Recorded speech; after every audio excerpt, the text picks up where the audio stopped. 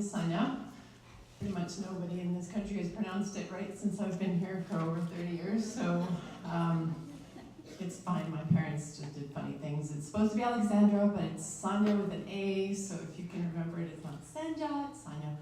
Anywho, I'm here to tell you about an organization called Clothes on Wheels.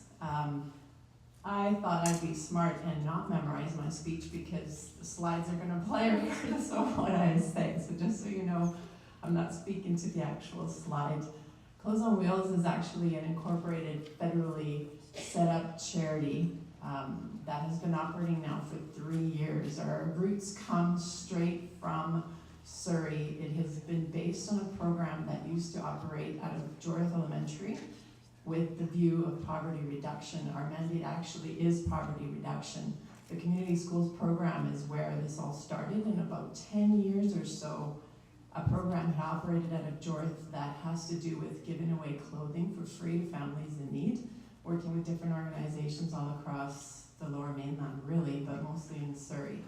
So about three years ago or so, after a lot of education, a lot of business, a lot of experience downtown, the whole 9 yards, I was asking myself, what can I do to just make a difference in this world? And about 3 years ago, opportunity came with Clothes on Wheels, it was not known as that, to actually make a difference. So my husband and I just decided, that's him right there beside the mayor, just decided, you know, let's just quit everything we're doing. Let's just focus on this city and on the people, and let's see what we can do.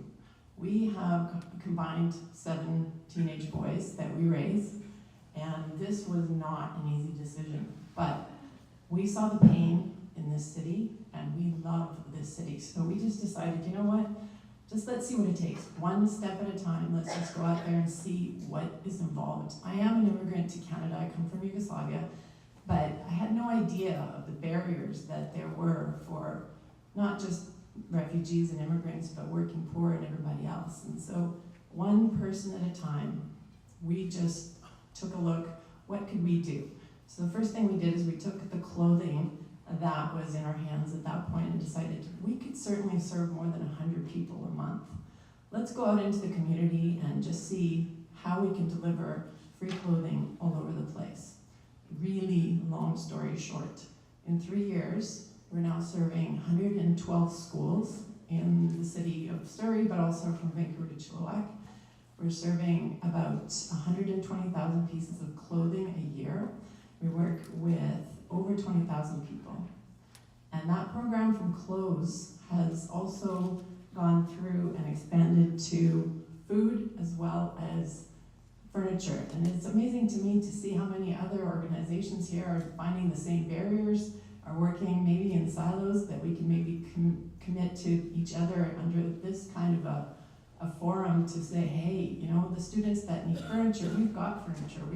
We've just been inundated with irrational generosity from this city.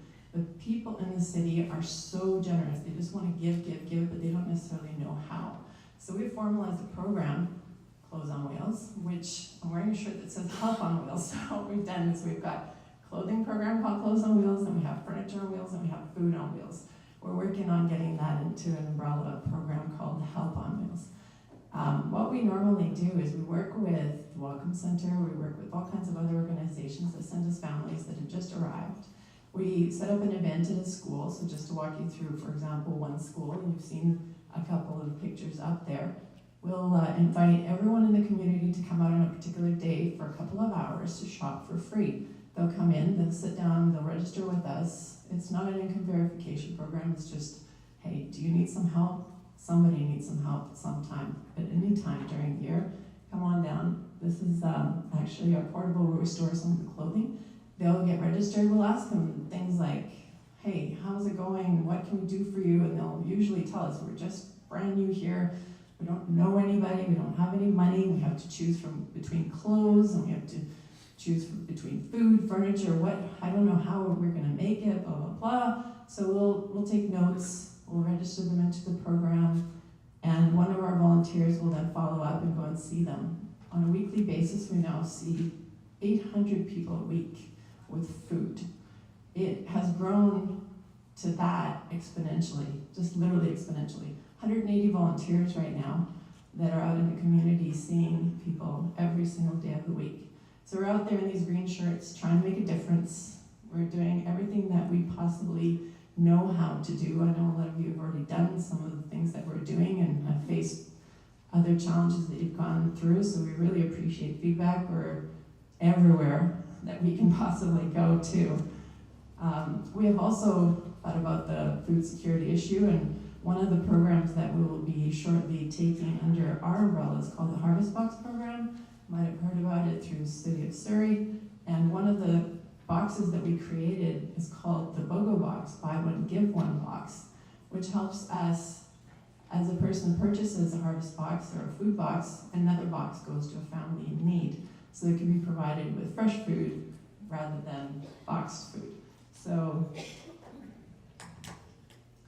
that has been kind of what we've been doing out in the community, and just trying to figure out, as I'm speaking to you, where we are in the presentation, because I could probably talk for another hour.